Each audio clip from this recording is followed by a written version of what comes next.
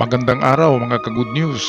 Bakit nga kaya ay napakatahimik na ngayon ang hearing sa Senate at walang lumalabas na mga update tungkol kay Pastor Kibuloy? Okay, marami rin ang nagtanong kung bakit walang naaresto kahit merong search warrant na nilabas ang Senado. Narito ang ulat galing sa UNTV, atin pakinggan. Nilinaw ng Davao Police na hindi nila pinoprotektahan o itinatago ang religious group leader na si Apollo Kibuloy, kaya hanggang ngayon ay hindi pa rin ito nahuhuli. Ayon kay Davao City Police Office spokesperson Police Captain Hazel Caballero, hanggang monitoring lang umano sila hanggat wala pa silang natatanggap na warrant of arrest o koordinasyon sa Senate Sergeant at Arms. Aba, nakapagtataka ito kasi halos isang buwan na nang inilabas ang warrant of arrest pirmado ni Zubiri, at bakit parang stalemate, parang walang nangyari at parang lahat ay parang na lamang.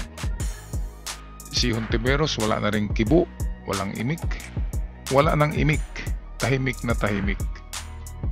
Kaya ang sabi ng iba ay wala na yata sa Pilipinas, umalis. Ang sabi naman ng iba ay nandun sa kanyang bunker, sa kanyang underground na temple, yung kanyang pinagawa. At sabi naman ng iba ay nandito lang daw sa Pilipinas, na nagtatago lang. Kung ano man to ng mga haka-haka, atin nilang to antabayanan. By next month ay may mag-iingay na naman diyan sa Senado. Balik tayo sa balita. UNTV, pasok. Hataw Balita ngayon!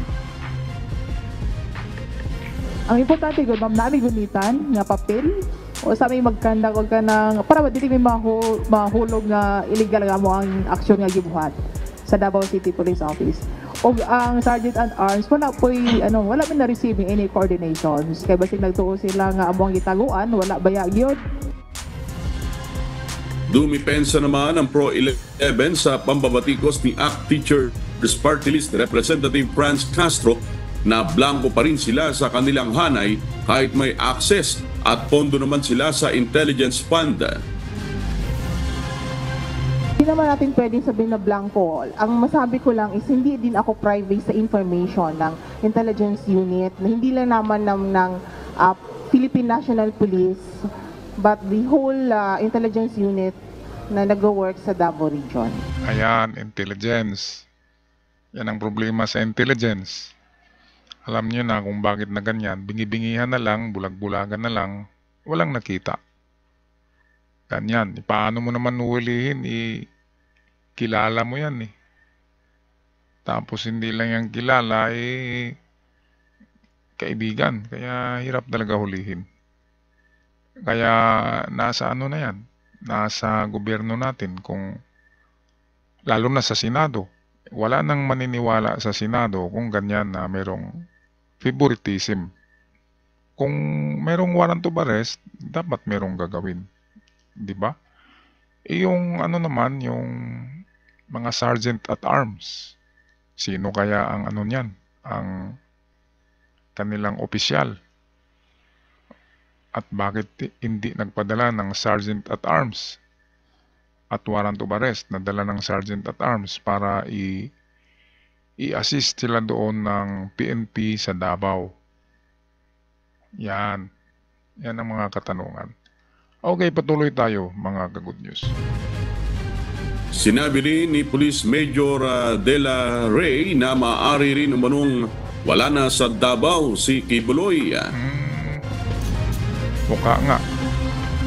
Naka-ready naman tayo in anytime pag mag-coordinate na po sila, ma'am. And then, ano din naman na ang pwede din naman kasi na si Pastor Kibuloy is wala sa Davao Region. So, anywhere in the Philippines din siya. So, kung mag-coordinate din si Sergeant of Arms sa ibang lugar, Hindi pwede yung wala sa Davao. Hindi pwedeng pupunta si Kibuloy sa ibang lugar sa Pilipinas kasi ang Davao ang kanyang baluarte. Nandun nga yung kanyang kingdom. Kaya dapat nandun ka lang sa teritoryo mo. Kung animal kingdom pa ay dapat meron tayong mga territory. Ngayon, kung wala talaga sa Davao, ay nasa karatig bansa natin yan. Sigurado nasa Malaysia, nasa Thailand, sa Sabah.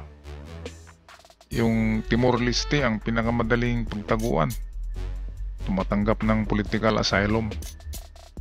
Okay, ang atin lang dito ay mga kuro-kuro lang ito at mga reaksyon, mga ka-good news. Kaya atin na lang antabayanan kung ano man ang lalabas by next week tungkol sa napakalaging issue at napakalaging kaso na ito. Hanggang sa muli, mga ka-good news. Paalam na at ingat kayong lahat. God bless.